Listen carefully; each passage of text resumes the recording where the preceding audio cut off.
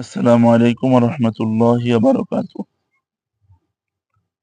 প্রিয় দেশবাসী, যে যেখান থেকে আমাকে দেখছেন সকলকে জানাই আন্তরিক শুভেচ্ছা এবং অভিনন্দন। আশা করি সকলেই আল্লাহ তাআলার রহমতে ভালো আছেন। আমিও আলহামদুলিল্লাহ আল্লাহ তাআলার অশেষ মেহেরবানি আপনাদের দোয়ায় আলহামদুলিল্লাহ ভালো আছি। আজকে আপনাদের সাথে কথা বলবো গুরুত্বপূর্ণ একটি বিষয় নিয়ে। সেটি হচ্ছে বর্তমান জেনারেশনের অনেকেই আমাদেরকে প্রশ্ন করেন, বিভিন্ন আলেম ওলামাদের কাছে প্রশ্ন করেন যে হুজুর, আমরা যদি বিবাহের নিয়তে প্রেম করি, ভালোবাসা, পরস্পর মহাব্বত করি, তাহলে এটা জায়েজ হওয়ার কোনো সুরত আছে কিনা। এক নম্বর কথা হচ্ছে, ভাই দেখেন, আল্লাহ তাআলা কোরআনে কারীম স্পষ্ট করে বলেন, ওয়ালা তাকরাবুজ জিনা ইন্নাহু কানা ফাহিশা, ওয়ালা তাকরাবুজ জিনা ইন্নাহু কানা ফাহিশা, যে 14 জন ওয়ালা তাকরাবুজ জিনা ইন্নাহু কানা ফাহিশা, যে তোমরা জিনা করা তো দূরের কথা, জিনার ধারে কাছেও যেও না। জিনা করবা তো দূরের কথা, জিনা হয়, জিনার প্রতি আগ্রহ বাড়ে, এইরকম কোন কাজের ধারে কাছেও তোমরা যেও না।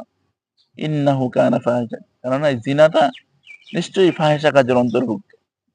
এখন আপনি দেখেন, আল্লাহ তাআলার হুকুম যে জিনা করা যাবে না, আর আরেক জায়গায় আল্লাহ তাআলা কোরআনে কারিমের ভিতরে স্পষ্ট করে বলেছেন, 14 জন নারী ব্যতীত, 14 জন নারী, যে 14 জনের কথা বলা হয়েছে, এটা আপনারা আপনাদের স্থানীয় আলেম ওলামাদের কাছ থেকে জেনে নিবেন। এই 14 জন নারী ব্যতীত বাকি যত নারী আছে, বাকি যত মহিলা আছে, যত মেয়ে আছে, সকলের সাথে দেখা করা ইসলামে সম্পূর্ণরূপে হারাম। ইসলামে সম্পূর্ণরূপে হারাম। ইসলামে যদি বলতে কোনো শব্দ নাই, যদি বলতে কোনো শব্দ নাই, যদি আমি তাকে বিবাহ করার নিয়তে প্রেম করি, এরকম শব্দ, এরকম অনুমোদন ইসলাম দেয় না। এখন এক নাম্বার কথা হলো, আল্লাহ তাআলার হুকুম যে জিনার ধারে কাছে তোমরা যাও না।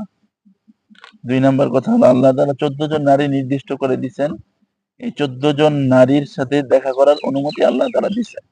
এর বাইরে বিবাহ বহির্ভূত কোন নারীর সাথে দেখা করার অনুমতি আল্লাহ তাআলা দেন নাই। প্রেম তো দূরের কথা, ভালোবাসা তো দূরের কথা। দ্বিতীয় নাম্বার কথা হলো, আমাদের সমাজের ধারণা হচ্ছে যে জিনা শুধু শারীরিক সম্পর্ক করার দ্বারাই হয়। এটা হচ্ছে বর্তমান জেনারেশনের ধারণা যে জিনা শুধু শারীরিক সম্পর্কের দ্বারাই জিনা হয়।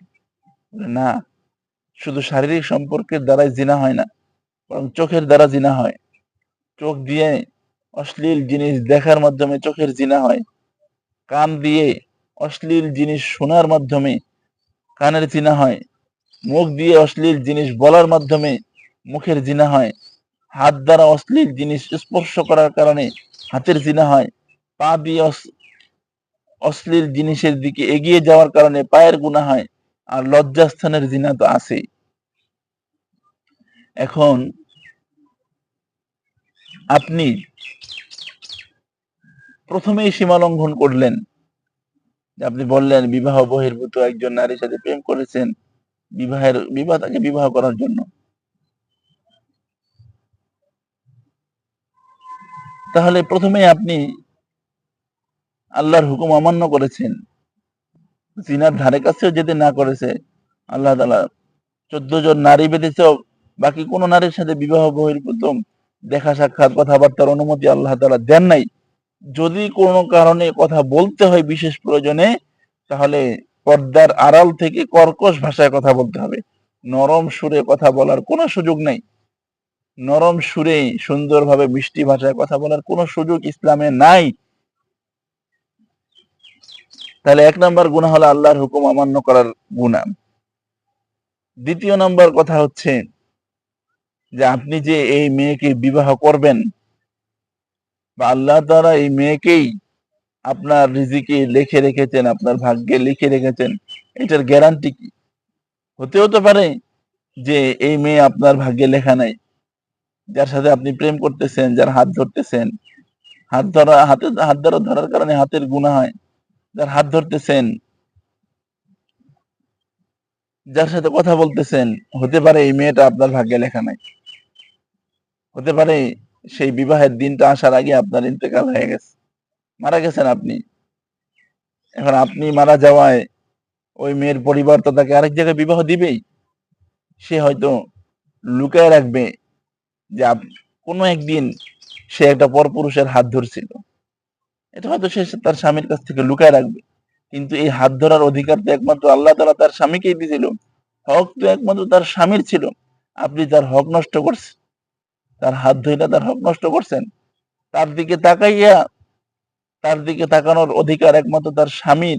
আর যাদের সাথে আল্লাহ তাআলা দেখা করার অনুমতি দিয়েছিলেন তাদের, তার দিকে তাকাইয়া আল্লাহর হুকুম অমান্য করার পাশাপাশি আরেকজনের হক আপনি নষ্ট করলেন। ভাই বলেন না, কেন আরেকজনের হক নষ্ট করলেন? যদি এই প্রশ্নের উত্তর আপনি আমাকে দিতে পারেন যে আল্লাহ তাআলা আল্লাহ তাআলার হুকুম অমান্য করলেন, কেন অমান্য করলেন, এই প্রশ্নের উত্তর যদি আপনি আমাকে দিতে পারেন, এরপরে যদি এরকম প্রশ্নের উত্তর দিতে পারেন যে এই যে জিনা হইলো, এই জিনার দ্বারা আপনার শাস্তি হবে, এই শাস্তি আল্লাহর কাছ থেকে আপনি মাফ করায় নিতে পারবেন, এই শাস্তি আল্লাহর কাছ থেকে আপনি মাফ করায় নিতে পারবেন, এরকম গ্যারান্টি যদি আপনি আমাকে দিতে পারেন, তবে আমি আপনাকে এটা বলতে পারবো যে বিবাহ বহির্ভূত প্রেম করলে গুনাহ হবে না। এছাড়া অন্য কোনো রাস্তা নেই, এছাড়া অন্য কোনো রাস্তা নাই। এরপরে আর যদি আপনি বলেন যে আমি তো শুধু টাইম পাস করার জন্য তার সাথে সময় নষ্ট করতেছি, তবে ভাই আপনাকে আমি বলবো, আমার ধর্ম ইসলাম একটা গায়রতলা ধর্ম। ইসলামে ঠাট্টা বিদ্রুপের কোনো জায়গা নাই, ইসলামে হাসি তামাশার কোনো জায়গা নাই। ইসলামের কোনো বিষয় নিয়ে যদি কেউ হাসি তামাশা করে, আল্লাহর হুকুম তোমরা ধারে কাছে যাও না, এখন তুমি টাইম পাস করার জন্য আল্লাহর হুকুমকে অমান্য করে নিলা,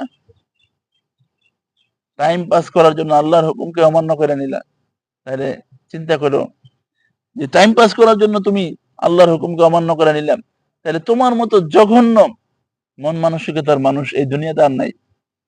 ইসলামটাকে তুমি বাইছে নিলা, ইসলামের বিধানকে বাইছে নিলাম, গুরুত্বপূর্ণ একটা বিধান, পর্দা করা ফরজ, পর্দা করা ফরজ, যে পর্দা ফরজ কাজের সাথে তুমি বললা যে টাইম পাস করার জন্য, এরকম জঘন্য একটা কথা ইসলামের জন্য তুমি কিভাবে, ইসলামের হুকুমের ভিতরে থেকে তুমি কিভাবে ব্যবহার করলা, আমি তার সাথে টাইম পাস করি? অথচ ইসলাম তোমাকে পরিষ্কার করে বলে দিছে তার সাথে দেখা করা তোমার জন্য হারাম। 14 জন মহিলা ব্যতীত বাকি যত মহিলা আছে সবার সাথে দেখা করা তোমার জন্য হারাম, তাদের সাথে কথা বলা তোমাদের জন্য হারাম। ইসলাম তোমাকে যে জায়গায় সীমারেখা দিয়ে দিছে, সেই জায়গায় তুমি কিভাবে বললা যে তার সাথে আমি মাত্র টাইম পাস করি? মিয়া, এই কথা তুমি কিভাবে বলতে পারলা? ইসলাম তোমাকে এই অনুমতি দিছে? ইসলাম তোমাকে এই অনুমতি দেয় নাই। ইসলাম তোমাকে এই অনুমতি দেয় নাই যে ইসলামের কোনো বিষয় নিয়ে তুমি ঠাট্টা বিদ্রুপ করবা, সেই অনুমতি ইসলাম তোমাকে দেয় নাই। আর তুমি ইসলামের বিষয়টাকে হাসি তামাশার বিষয় বানায় ফেলাইলা। আল্লাহর হুকুম পর্দা করতে হবে, সেই জায়গায় তুমি বলতেছো মাত্র টাইম পাস করতেছ। নাউজুবিল্লাহি মিন যালিক। তোমার মতো জঘন্য মানুষ, আফসোস। এই জন্য এই সমস্ত চিন্তা ভাবনা বাদ দাও ভাই, এই সমস্ত চিন্তা ভাবনা বাদ দাও। আল্লাহর হুকুম, আল্লাহ দ্বারা তোমার জন্য সুন্দর ব্যবস্থা করে দিছে, বিবাহ করো, যদি প্রয়োজন হয় বিবাহ করো, তোমার বয়স হয়ে গেছে বিবাহ করো, কিন্তু ইসলামকে নিয়ে ঠাট্টা বিদ্রুপ করার কোনো অনুমতি নেই। যদি ওই রকম সামর্থ্য না থাকে ধৈর্য ধরো, আল্লাহ তাআলা তোমাকে আসান করে দিবেন, এক সময় না এক সময় তোমার জন্য আল্লাহ তাআলা হালাল ব্যবস্থা করে রাখছেন। ধৈর্য ধরো, ঠাট্টা বিদ্রুপ করো না। ইসলাম গায়রতলা ধর্ম, পৃথিবীর সব ধর্মের চাইতে ইসলাম শ্রেষ্ঠ ধর্ম। নিঃসন্দেহে ইসলাম শ্রেষ্ঠ ধর্ম, এবং ইসলামই আল্লাহ তাআলার মনোনীত ধর্ম। ইসলাম গায়রতলা ধর্ম। আর গায়রত মানে হচ্ছে কিছু ধর্ম, বাকি যত ধর্ম আছে এদের সিস্টেম হলো যদি কেউ স্বেচ্ছায় ধর্ম ত্যাগ না করে তাহলে তাকে ধর্মান্তরিত করা হয় না। কিন্তু ইসলাম এমন একটা ধর্ম, ইসলামের নির্দিষ্ট কিছু বিধিমালার বাইরে গেলেই ইসলাম তাকে অটোমেটিক ইসলাম থেকে বের করে দেয়, কাউকে বের করা লাগে না। কেউ যদি শিরিক করে, শিরিক যদি কেউ করে, তাহলে ইসলাম তাকে অটোমেটিক মুসলিম থেকে বের করে দেয়। কেউ যদি ইসলামের কোনো বিধিবিধান থেকে বিধিবিধানকে নিয়ে হাস্য তামাশা করে, এই যে বললেন যে মাত্র টাইম পাস করি, এই আর কি, আল্লাহর হুকুমকে নিয়ে আপনি টাইম পাস করেন, ইসলাম আপনাকে অটোমেটিক তার ধর্ম থেকে বের করে দিবে। এটা মনে রাখেন, ইসলাম গায়রতলা ধর্ম, ইসলাম গায়রতলা ধর্ম, ইসলাম গায়রতলা ধর্ম। আলহামদুলিল্লাহ, আল্লাহ তাআলা আমাদেরকে এরকম ধর্মের অনুসারী বানাইছে। ইসলাম গায়রতলা ধর্ম ভাই। এই জন্য ইসলামের বিধিবিধান নিয়ে ঠাট্টা বিদ্রুপ করেন না, ছেড়ে দেন এসব, আল্লাহর দোহাই লাগে। অন্যথায় আপনার জিনার কারণে, আপনার গুনাহের কারণে আপনার পার্শ্ববর্তী যে সমস্ত জাহান্নামীরা থাকবে, তারাও আপনার কারণে, আপনার শরীরে দুর্গন্ধের কারণে অতিষ্ঠ হয়ে যাবে। আল্লাহ তাআলা আমাদেরকে বুঝবার আমল করার মতো তৌফিক দান করেন। সুবহানাল্লাহি বিহামদিহি, সুবহানাকাল্লাহুম্মা ওয়া বিহামদিকা, আশহাদু আল্লা